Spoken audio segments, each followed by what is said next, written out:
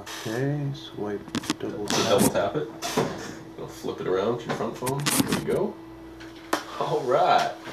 That's actually not too bad. Not too bad at all. Not too shabby.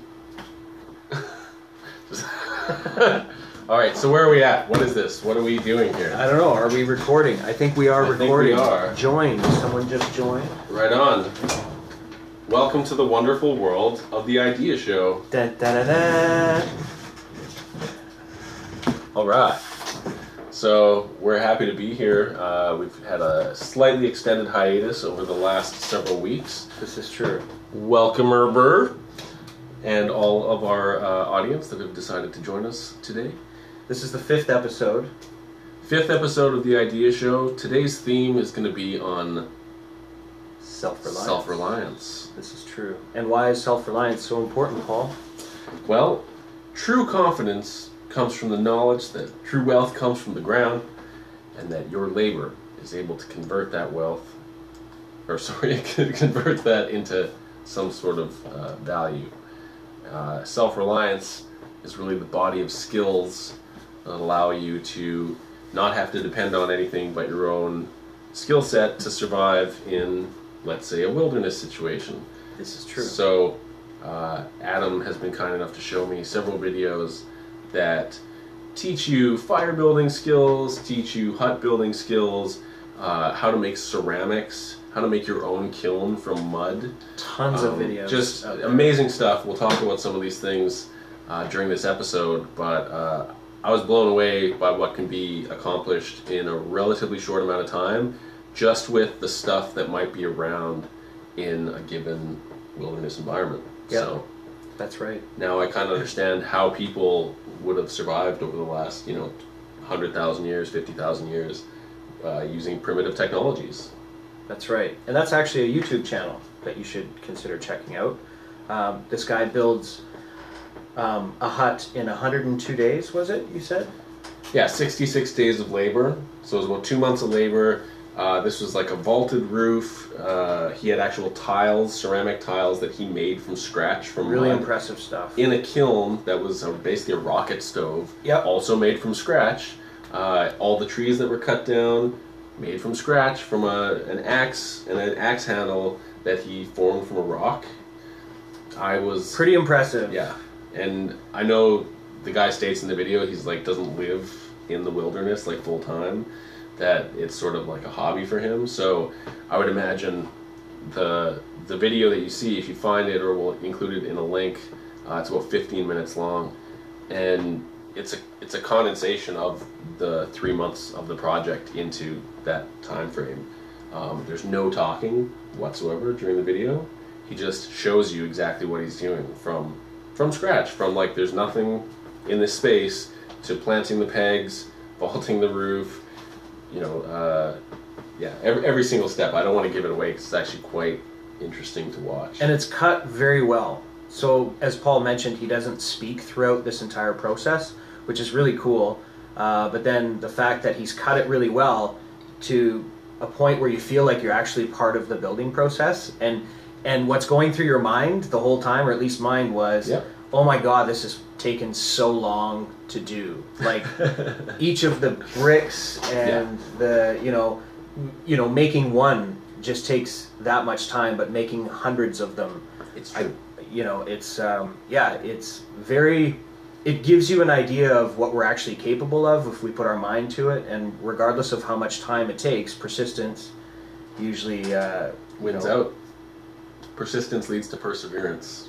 There you go. So part of it is the idea of becoming an autodidact, like learning for yourself, but learning at your own pace. Self-educated. And through self-education, there's all these outlets now that didn't exist even 25 years ago, where you can not necessarily learn skills through experience, but you can have a reference point. Like watching a video that shows something and shows it in action is a little bit more helpful than a book necessarily, because at least you have an audio-visual kind of reference, and it's usually in some form of 3D or way that you can see it, as opposed to a book might just have diagrams, right? And so people are better able to replicate what they see in a video. because experience is still going to be the best teacher. Like the video we're talking about, the guy makes it look pretty, not easy, but he makes it look very simple. Streamlined. And it doesn't show the mistakes, right? Because I'm sure there's a big pile of tiles somewhere that, you know, didn't turn out. Yeah, it didn't turn out, dropped, whatever the case is, right? Yeah. But, so, and what you're seeing is a distillation of that guy's skill set built over however many years, right? Because it takes a certain amount of time to get expertise, a certain amount of patience time to get mastery, and yeah, the patience just to keep with it, right? So we're realistic in terms of, like, we know we're not just going to become outdoorsmen through watching videos, but what you can do is gain the confidence to go experiment in the outdoors and try some of these survival things, armed with some knowledge and with other people having made the mistakes and trying to provide their wisdom distilled down again through experience, so that you can go create your own experience. What we want to do is basically record our own experiences. We're trying out some of this stuff and then share not just the stuff that works, but also show the mistakes that we make, because they're very possible. And I think you nailed it on the head with confidence, right? It's and that's the whole thing. When you're, sometimes you feel like you're sort of put up against a wall or up against odds, for example. Mm-hmm. Something like self-reliance or seeing people do things that go above and beyond can really motivate you in a lot of stuff that you do. And I'm finding that it's more of a trend where people are starting to motivate themselves online.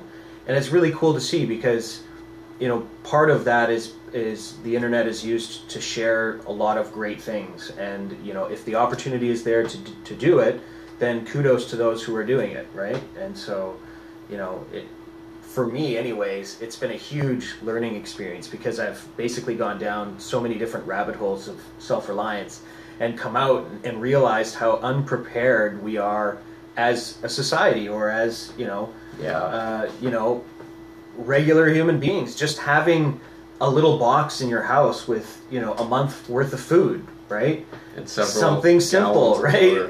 You know, they did an estimation that apparently that less than 8% of the United States population is actually prepared for a natural disaster, you know, any type of situation that may leave you compromised. Exactly. So it's an interesting stat, and I don't want to be a part of, you know, the 90.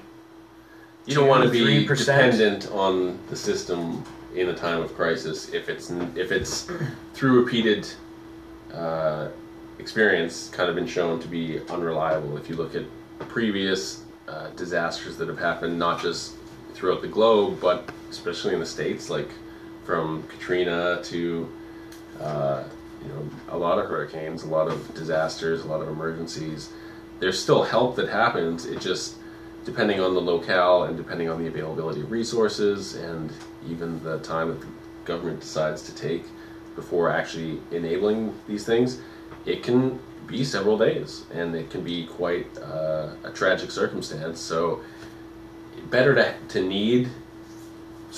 have and not need an emergency kit than to need an emergency kit and not have it. And it doesn't have to be stocked with, you know, guns and chocolate bars. It's a matter of having first aid, trying to anticipate a wide range of different emergency types, but operate under certain assumptions, like you probably won't have power, you probably won't have water, and except for food that's in packages, most of your food's going to spoil. Like in Vancouver, we had a huge windstorm in the last couple of weeks, and some people were left without power for 3 or 4 days. Yeah, we were without power for a couple of days. And so what happens in a situation like that? Okay, most people are like, oh, I can't recharge my device.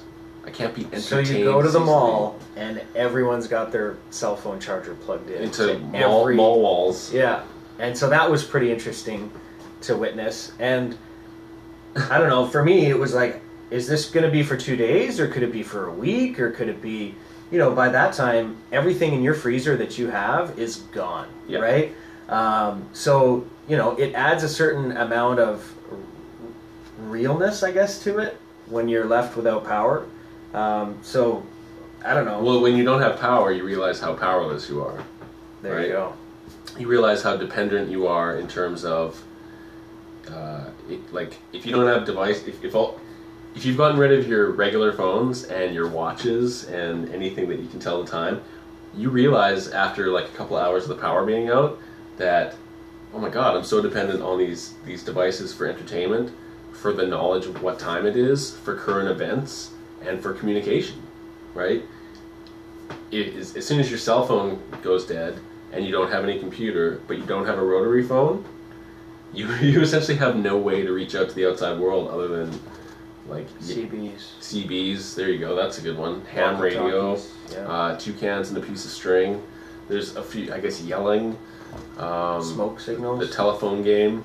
Yeah. There's so you know what? There's lots of options. Mail. Snail mail. You can mail someone a letter. I like to write an email out on a piece of paper and fold it into an airplane. But you know, when you're talking about this, you know, being powerless, it's sort of, it has a lot to do with having an inability to bring stuff into manifestation.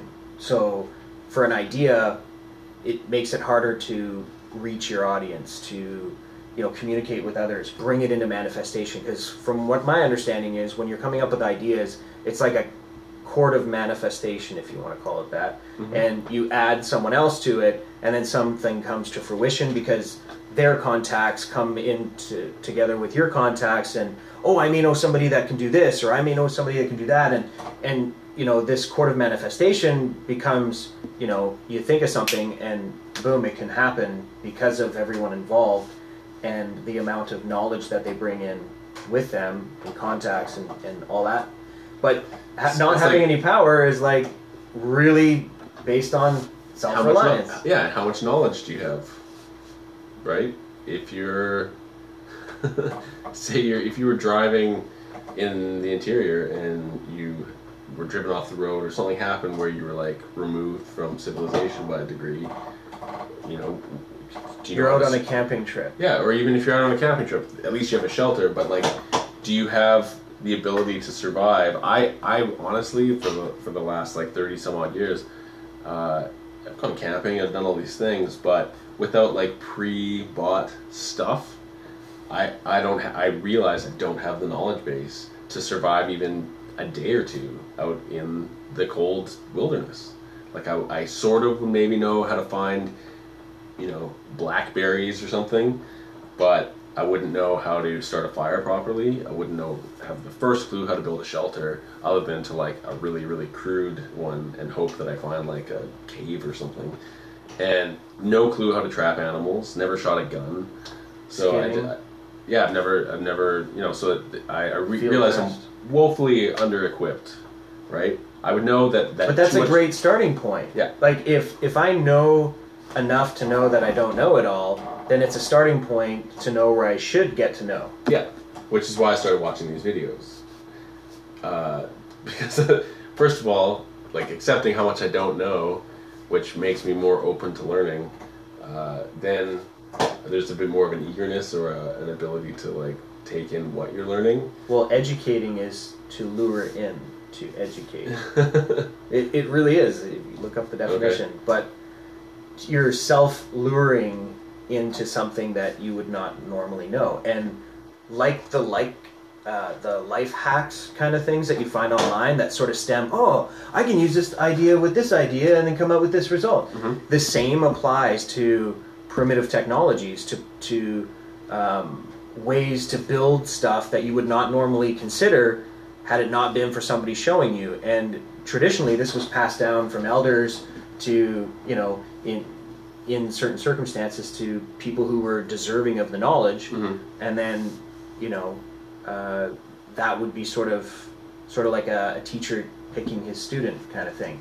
Now it's like there's no qualifiers. It's like anybody can learn anything, anywhere with an internet connection. So the only problem with that is that without qualifiers, there can be the illusion of learning as well, right? Totally. People can be like, oh yeah, I went through that book, but they didn't really absorb like what it was teaching, and so then the only thing like worse than not knowing something is thinking that you do know something when you don't, because then you're operating out of ignorance and you can actually get yourself into more trouble. Like if I skim through a pilot's manual. I'm like, yeah, this seems pretty easy. I think I understand flying a plane. And then I go, not that I would be put in a position where they would let me fly a plane, but like if you had that fake confidence basically based on ignorance, you would go be like, yeah, flying planes either, and that's it.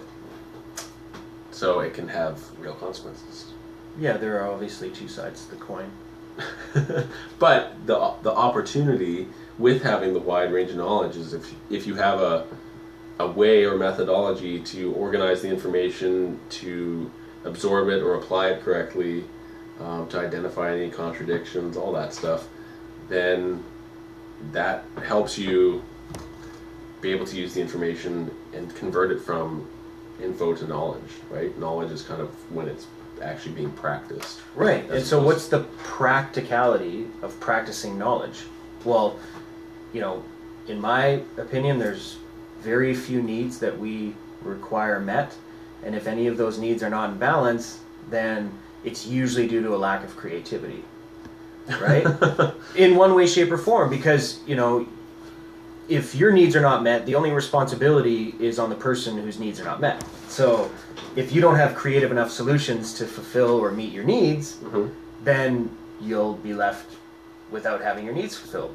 So it's almost like a preemptive strike to go out and look and scour for cool new ideas and things that can be beneficial to your own life. Do you think people's needs shift, or do they remain consistent? I think needs are... that's true. That's a good question. Because needs affect, in my definition anyways, everybody. So everybody has the same needs. Okay. Sustenance, creativity, autonomy, all. There's a list of 9 of them. Okay. Is it a hierarchy of needs? Yeah. Like Maslow's hierarchy? There you go. Whoa, that was a green flash. Yeah. And so this list of needs, which you can go check out, okay, has to be in balance. And if it's not, then you need to come up with a creative idea to get it back in balance. Well, that's what this show, I believe, is all about. Yeah. Is to the idea show provide you with a certain suggestion, so to speak, of what you can do to be more self-reliant. Did you mean a suggestion? A suggestion. we Don't think of a black cat. Don't think of a black cat. That's persuasive suggestion, right? Implanting an idea. It can be. It's a good idea. Brush your teeth. Good idea. Hey, that's a good idea. So, what do you think of the principles for self-reliance in terms of like a philosophy or an operating system for how one should go to become self-reliant? Well, checking out videos is a good start. One thing I've noticed with all of the authors, or most of, they have a lot of patience. So if it's about cutting down a tree, doing it right, and doing it right the first time so that you don't cut corners and then realize 3/4 of the way in that you should have done something different, because it burns up calories, and it really is do or die in certain scenarios. So if you practice those types of scenarios as if they were real, when they are real, they don't even faze you. You just go right through it, and you're patient, and you've already been through it, so your heart rate's not racing because it's something new and you're trying to digest and your brain's like overstimulated, right? So I'd say patience is a really big one. Yeah. Persistence, right? Manage your own expectations. Totally. Because you might think you want to get 10 hours of work done in a day, and then you're like, well, I couldn't find that much food, or it took me 3 hours to find food. Because I cut my finger, or... Yeah. So I totally understand, like, the slow and steady... wins the race. Yeah, because... They even, like, a couple of them, North Bushcraft. Yeah. I'm probably butchering the name, but we'll put it in the link below, if there is a place. I don't know if there's links below, but we're going to try and mirror this on YouTube later on. He's a guy... Connie is his wife. Okay. Or Bonnie. Who's this guy? North Bushcraft Survival, I think, is his YouTube channel. Okay. But he talks very slow and soothing. And you can tell everything about the guy is like super self-confident, it's, you can do this too. And it's really cool. I like these self-reliant survival people that are out there, bushcraft and all that kind of stuff. It's been a real fascination with. So, say somebody wanted to live for a month out in the bush, and all they had was a tent, 2 weeks of rations, and 5 gallons of water. Where would you suggest that they start? Right, like they may or may not have a knife or an axe or something. So let's assume they just have that stuff and no tools. Like where do you what would you, based on everything that you've learned so far, where would you suggest that Well, I'm not a professional. Yeah, no, I'm saying like this is like a gauge, because obviously neither of us have put in enough time to be professionals, but you're ahead of me in the video watching. So I'm just... Well, water, first of all, is like number one. And so you want to find some place that has, rolling water so that you can collect it and boil it and disinfect it. And then that covers the need of water. You want to build some sort of a structure for yourself, whether it be a lean-to or wiki-up, or and then you want to create a fire to keep yourself warm. And again, this is not something that most people learn overnight. This is something that knowledge base is acquired over thousands and thousands of hours, and I'm just kind of scraping the surface of this. So it got me really excited because there's so much I didn't know, like we talked about before. But like setting traps, for example, in a survival situation, is key. You can't live without food, so gathering the right edible foods as well. Like cattails, for example, is a type of food that you would never ever know, has nutritional value. And cattails. Yeah, and what do those look like? It does. It's basically like a little hot dog on a stick, and there's a whole bunch of them, and they come out with little seeds that fly off if you kind of. That's pretty cool, man. I have not seen that. But the roots of the cattails can be collected and cooked and eaten, and there's carbs that are tons of nutrients in there. Lilies are high in vitamin C. Which is good, because I'm not a big fan of scurvy. Are you? Right. Hardest things to find in the wilderness are fats. Okay. Proteins are relatively easy. Yeah, I mean, if you find yourself in a situation, it's better to have the knowledge and not need it, like we discussed before, than need it and not have it. Right. Because then you're just... So, it's on you. Be proactive, go out there and find out stuff that interests you and why it interests you. For me, the Idea Show is something that's really cool because it affects everybody. We talk about subjects that everyone can be affected by, and as a result, you should naturally be interested in it. So we hope that we can bring together a body of information that we can bestow upon you that can help you in any of the situations that you have in your life. And, overcoming challenges, removing barriers to success, just finding better ways to improve your time, your productivity, your sense of well-being. Because, kind of only, unless you're a believer in reincarnation, you kind of only get one shot in life, so you might as well... Would you rather be happy or would you rather be right? Is that a false dichotomy? I'm not sure. Can you only be one or the other? Can't it be right and then be happy about it? Yeah. I don't know.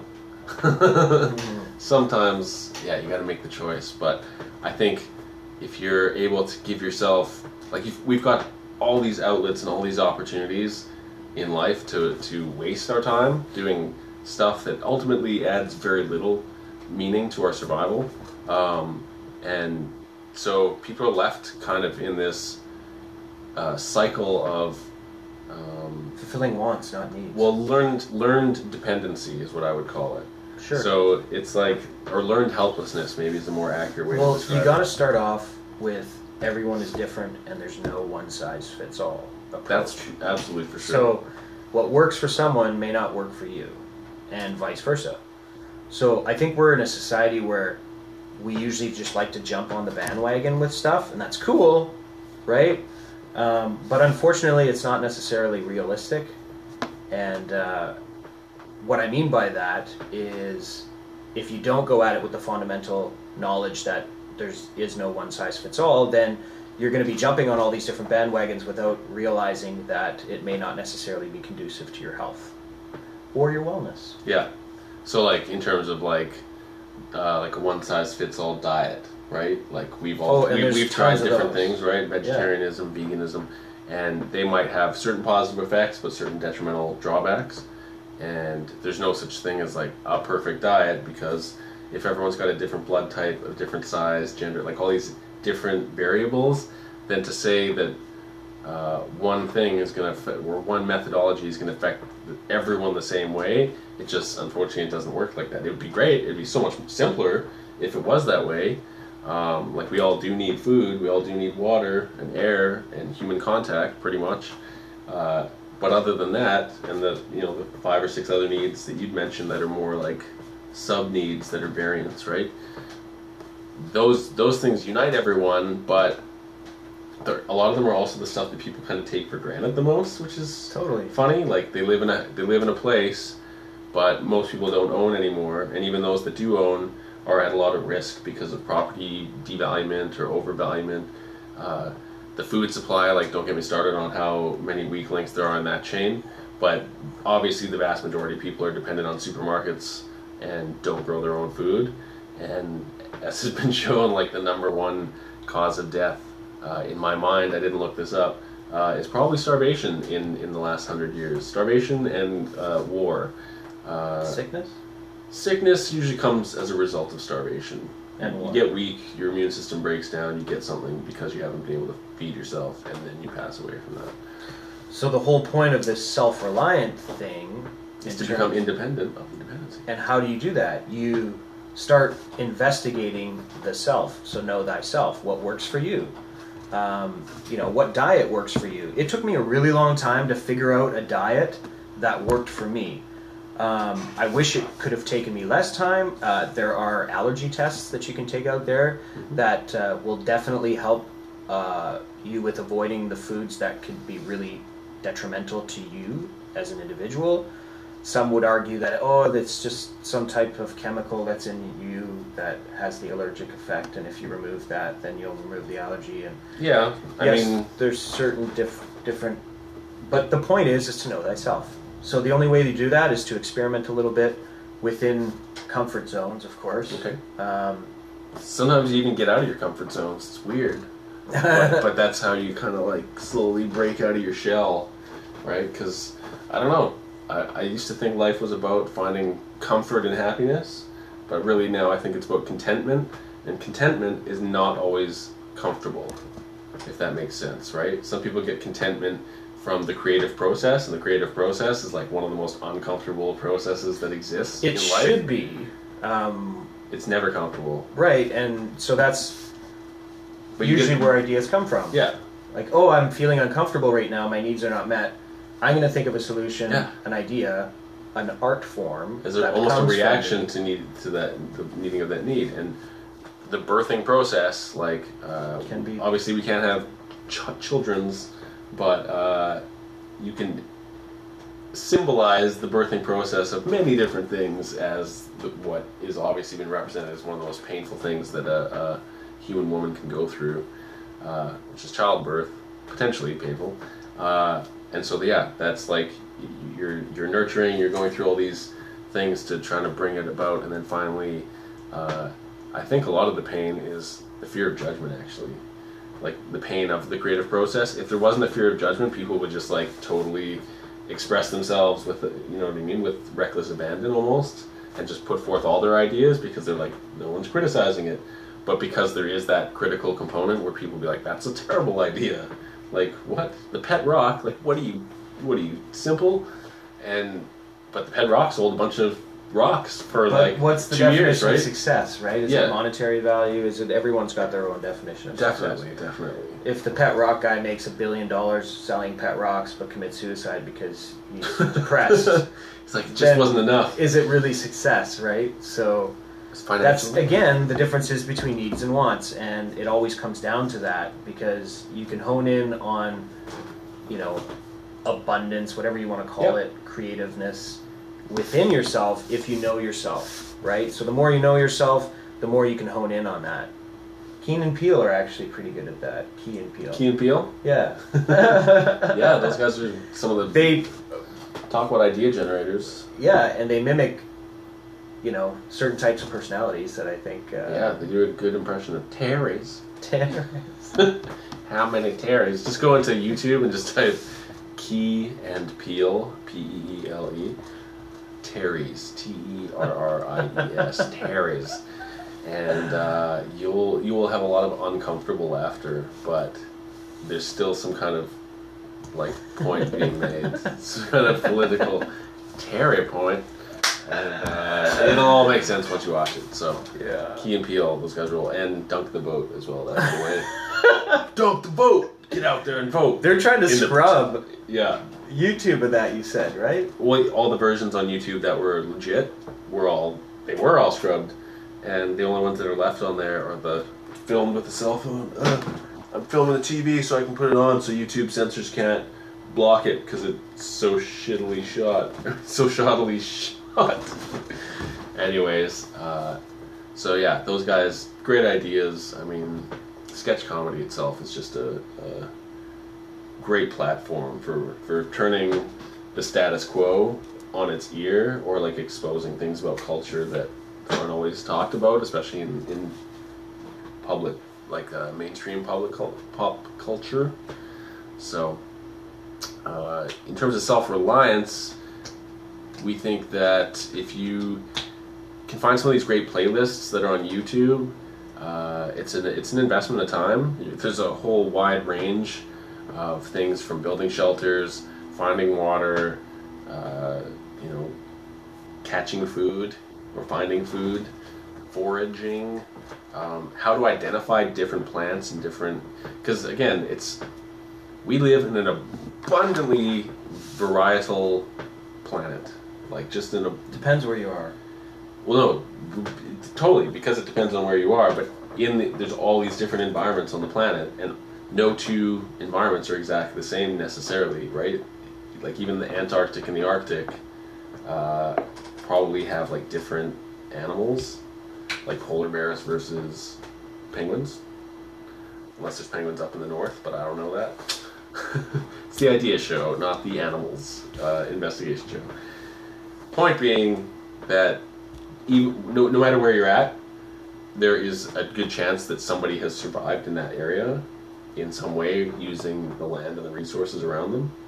So like we're here in Canada, a lot of people are just like, oh, that's just a bunch of ice. Aboriginal primitive skills. Yeah. You're saying, right? No, I don't use the word Aboriginal, but like First Nations people who had a bunch of skills that live here for like 15,000 years. Is that specific to the area? Like, would you have First Nations in Russia? Maybe. There was First Nations in like Scotland and Ireland until the Romans wiped them out. Wiped them out. They wiped them out, all of them. And it was brutal. They brought religion in to basically, just like what happened to the native peoples in North and South America, happened 1,000 years before. No, this is like sad, but it was under the Holocaust. But it was of the Picts. This is easily look-upable in history. That idea is gooder. That idea is one of the gooder ideas I've heard. But yeah, like the Celts, the Druids, basically they were pagans. And so the Holy Roman Empire, as it was at that point, because it had been Christianized, decided to go further and further north. There's Hadrian's Wall, the whole story of trying to keep...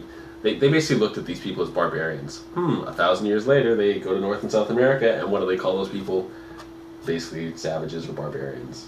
And then they Christianized the whole... Civilized. And so somebody had that idea. Someone's like, you know what? We can conquer a place if we erase the old culture and imprint a new culture over it. And that's a form of population management, but is it a good idea? I don't know. The only way to manage population is to make them dependent on a central authority, right? So that's what we like about the Idea Show, is being able to allow for the freedom of discussion, but also like try and provide the tools and skills for independence, right? Independence is really self-reliance, and like nobody wants to go be in the woods by themselves. But if you have to... But you want to survive, that's fine. You're always going to be wanting to connect with other people. But I think being connected with the forest, there's like, it's not just about self-reliance, and it's not just about, you know, having a bug-out bag and survival of this and, you know, chopping down trees. It's actually about being closer to nature. Mm-hmm. The same reason why somebody would garden, right? Or somebody would like to really mow their lawn. So you're saying that there's a different feeling out in nature than there is being next to this Wi-Fi antenna and these electronics? Like, and the countless wireless open connections everywhere? I wonder. Can you imagine you could just go up to a tree and plug a USB port into it to charge your iPad? And the tree's like, dude, that's something for the Idea Show. A little outlet that converts sap to and electricity. it comes with little plugs that you can just plug the tree back up so that it doesn't die. Trees are tough. They can withstand a little. Well, there's a whole bunch of videos on how to collect water from trees. Did you know that? I didn't. Bet you didn't. I didn't. I saw that dude taking bark off the tree and then using the bark like strips of bacon on his roof. Oh yeah. That was pretty primitive technology. This guy's got like 4 million hits. Really? That's a lot of hits. But you know why? Because that's a lot of quality video he's got on his channel. Yeah. So definitely check out youtube.com/primitive technologies. Technology. I'm sure if you type primitive tech, it'll like fill in the rest. But yeah, I think he's got like 6 videos or something. Or that's cool. I haven't actually checked them all, but he's got 3 videos that teach you how to build huts. One of them has a rocket stove. A rocket stove is a really cool idea. It's really old, but essentially it's basically creating a tube where the fire goes through and then escapes the other side, but the tube gets really warm. So if your chimney, horizontal chimney, is laying down in your hut, you could literally sleep on it and remain warm. Wow. In a really cold environment. So his last one, I think he builds that with the tile roof.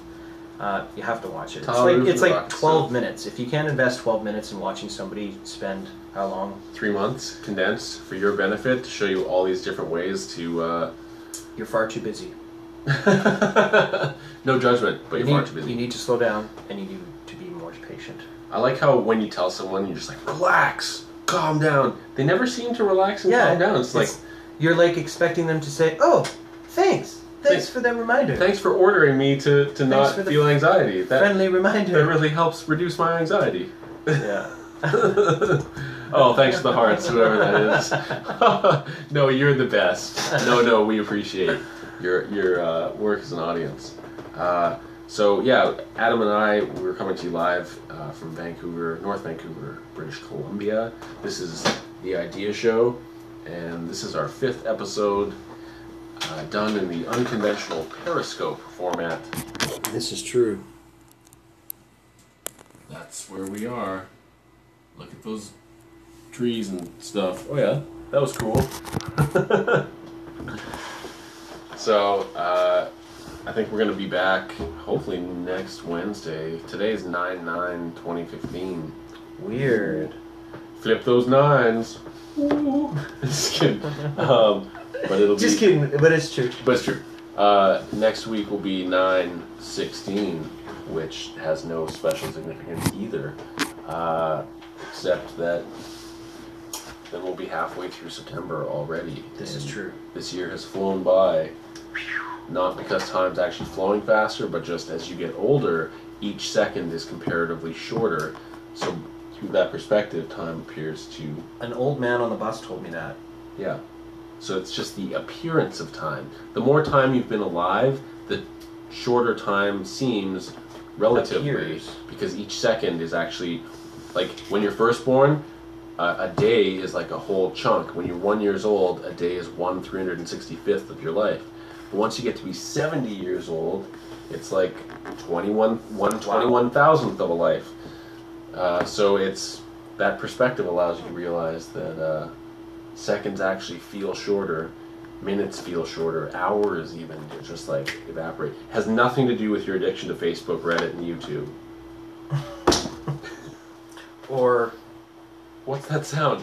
Is that time slipping away? I've been sitting in front of this computer for my back for 8 hours. No, that's just me. No one else on the Periscope. Addiction to Periscope. That's the new addiction. Periscope. Everyone's going to start streaming themselves doing everything. Hey folks, I'm just at the grocery store. Just look at these organic apples. Hey folks, just go to the bathroom. Be right back. And then they just put the phone down, and then you just hear a and you're like, why couldn't you just stop recording? So I'm glad that there's all these outlets for people to self-express way beyond any reasonable amount of self-expression into just full-blown narcissism, because everybody needs to... narcissism is justified by giving somebody else something that they may need. Narcissistic supply. So if a narcissist can attract 1,000 followers, then that narcissist is justified in their narcissism because they attract 1,000 followers? Yeah, exactly. That's pretty legit knowledge, or pretty legit logic to me. I'm sold. Sounds good. How much? So yeah, I think we'll wrap this episode up. Unless cool. you have more... Well, for next episode... Yeah. We were supposed to have Christian. I think we could still do that because a week after that episode is going to be the launch of their Kickstarter. So there you go. If we discuss Death Row Democracy, the new upcoming project that we've been helping out on, then that will be an exciting next episode with Christian Blaze from Crystal Insight Media, New Media. And yeah, their new project is located at www.deathrowdemocracy.com. This is true. They'll be launching a Kickstarter in about 2 weeks. And of course, if you want to see more of us, you can go to our YouTube page, which is the YouTubes / is it The Idea Show? It is The Idea Show. Yeah. I'm surprised you didn't know that. Yeah. Here's an idea. Know your own show. Know your own show. Know the show, not the toe. The show. Uh-huh. And yeah, our Twitter will continue to... oh, more love. That's so great. I love just seeing a bunch of purple hearts float up on the side of the screen. It just, it warms the cockles of my heart. All right. On that note, we'll see you next time, Internet, on The Idea Show. Thanks for joining us. Oh, we're going to put some links and stuff